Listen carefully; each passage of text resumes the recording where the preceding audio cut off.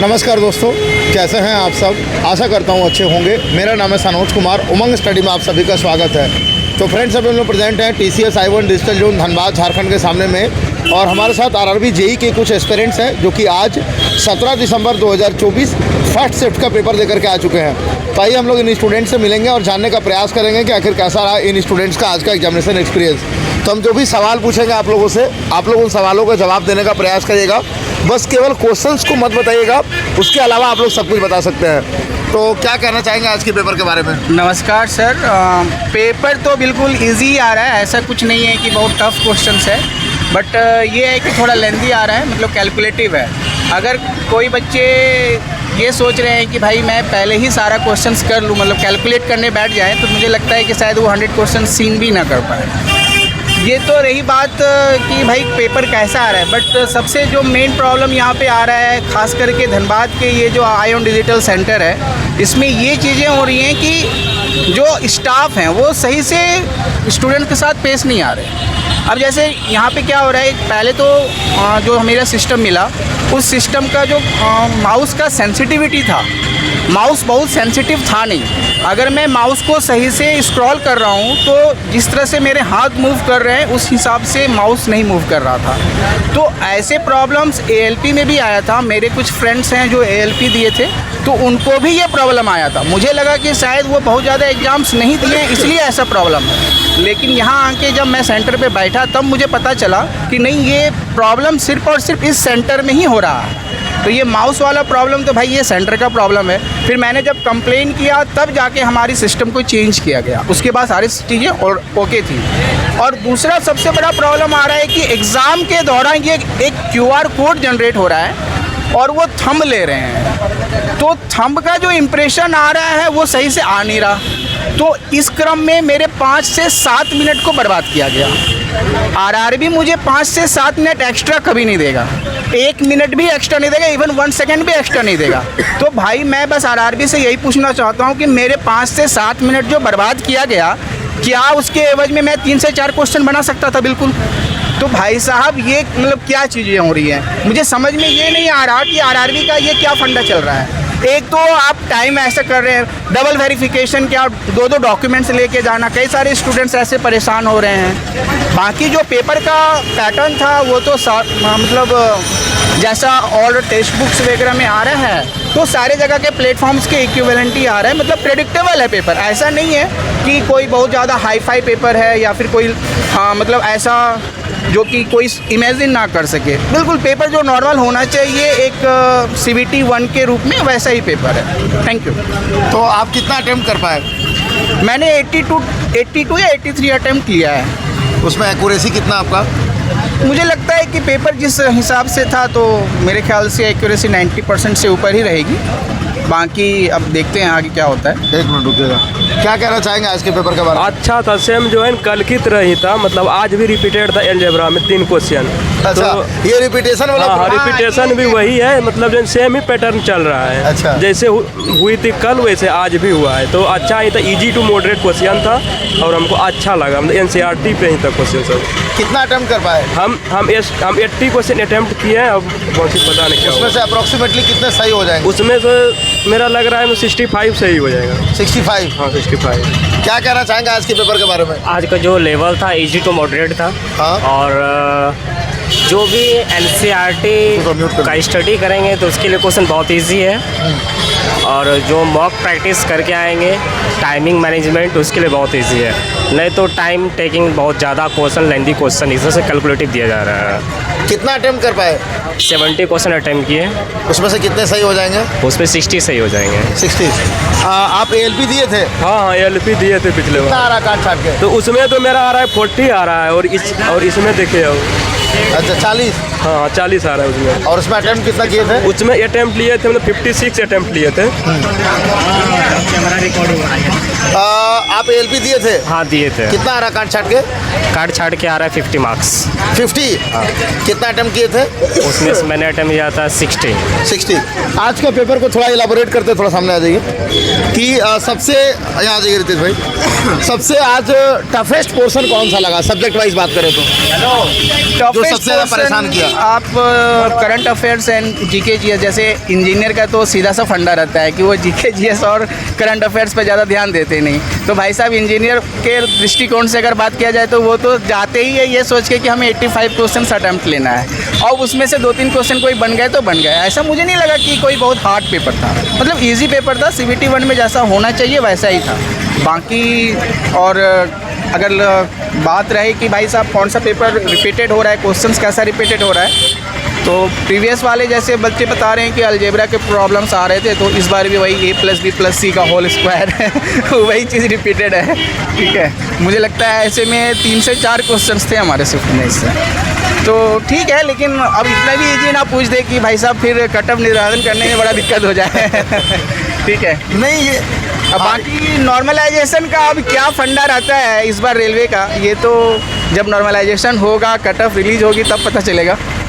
नहीं, ये कुछ स्टूडेंट्स कह रहे हैं कि क्वेश्चन जो रिपीटेशन किया जा रहा है, फर्स्ट शिफ्ट में भी हुआ, सेकंड में भी हुआ, थर्ड में भी हुआ, आज भी हुआ, ये रिपीटेशन का कोई लॉजिक समझ नहीं आ रहा है। नहीं, अब पेपर तो कहीं ना कहीं कोई एक एजेंसी बनाई होगी, तो भले ही जैसे एनालिसिस में चीज़ों को पता चल जा रहा है, अब जैसे स्टूडेंट्स हैं तो वो बता दे रहे हैं, लेकिन असल में तो बताना नहीं चाहिए था।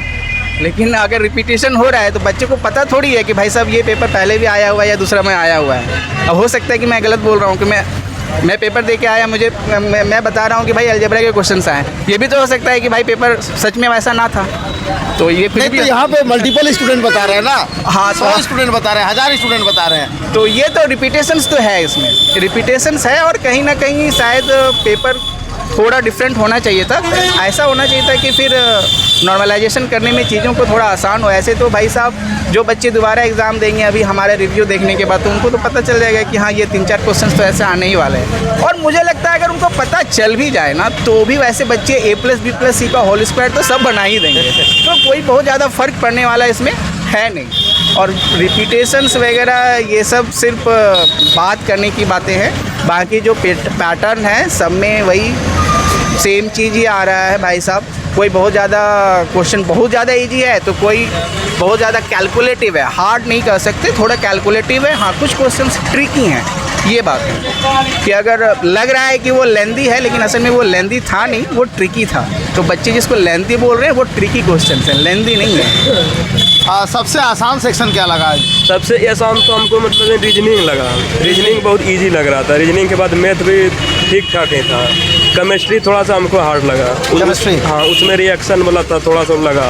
और फिर बाकी बात करेंट में तो पता ही नहीं चला थोड़ा। ठीक है, जनरल साइंस के ऊपर थोड़ा सा बात करें तो इसमें फिजिक्स, केमिस्ट्री, बायोलॉजी 3 सेक्शन होते हैं, तो क्या लगा लगभग तीनों का क्वेश्चंस, नंबर ऑफ क्वेश्चंस का वेटेज बराबर था या फिर लगा कि नहीं कोई सब्जेक्ट का प्रश्न ज़्यादा पूछा गया था? बायोलॉजी में इवोल्यूशन वाला चैप्टर से मुझे लगा बहुत ज़्यादा है। मेंडल का एक्सपेरिमेंट, उससे लगभग 3 से 4 क्वेश्चंस था, जो कि थोड़ा मतलब आउट ऑफ बॉक्स चीज़ें लगी कि एक ही टॉपिक से बार बार क्वेश्चंस आ रहे हैं। जैसे कि अलजेब्रा में भी आप देखिए a+b+c का होल स्क्वायर का 3 से 4 क्वेश्चन, एकदम सेम टू सेम फार्मूला, बस डाटा अलग। तो अब ये चीज़ें पता नहीं कहाँ तक सही हैं, अब ये तो RRB डिसाइड करेगी और फिर बाद में क्या होता है वो तो देखा जाएगा जब कट ऑफ रिलीज होती है, मार्कशीट आता है, उसके बाद पता चलेगा।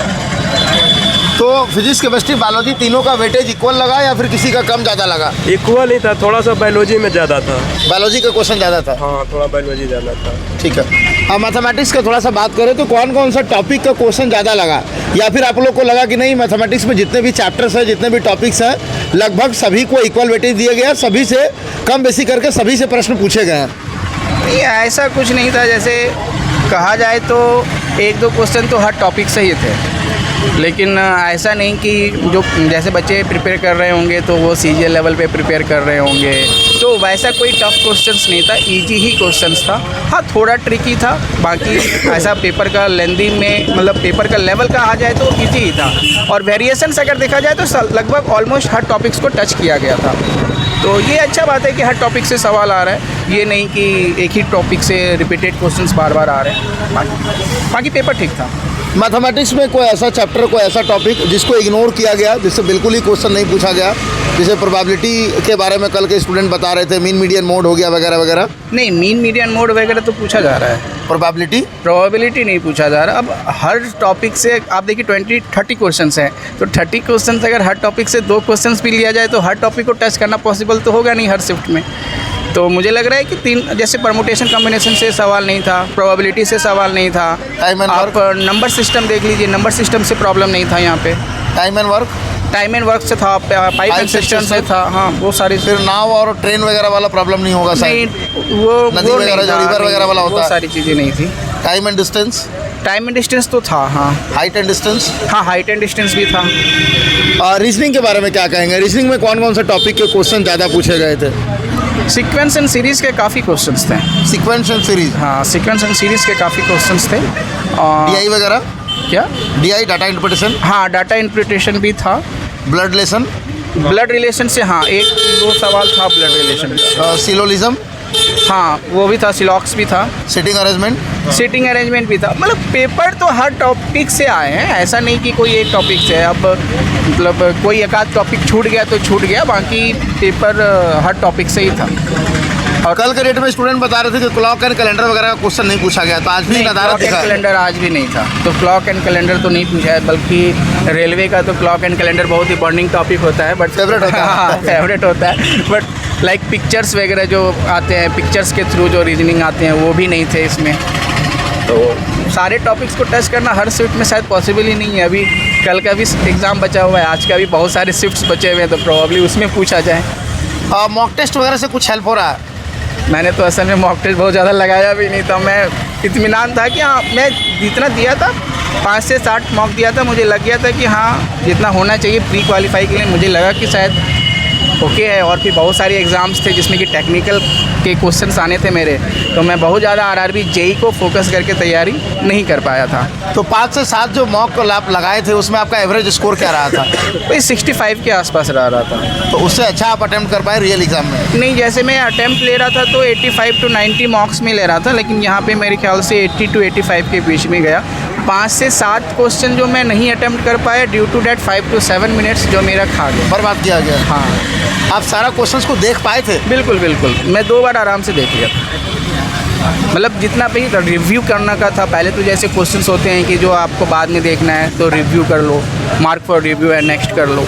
तो फिर मार्क फॉर रिव्यू मैंने करके रखा हुआ था। फिर मैंने दोबारा जब हमारे 20 मिनट के आसपास बचे हुए थे तो मैंने सारे मार्क फॉर रिव्यू देख लिया वापस से। और आप मॉक टेस्ट कहाँ से लगाते थे? टेक्स्ट बुक बेस्ट प्लेटफॉर्म है, उससे अच्छा और कुछ है ही नहीं आज के डेट में।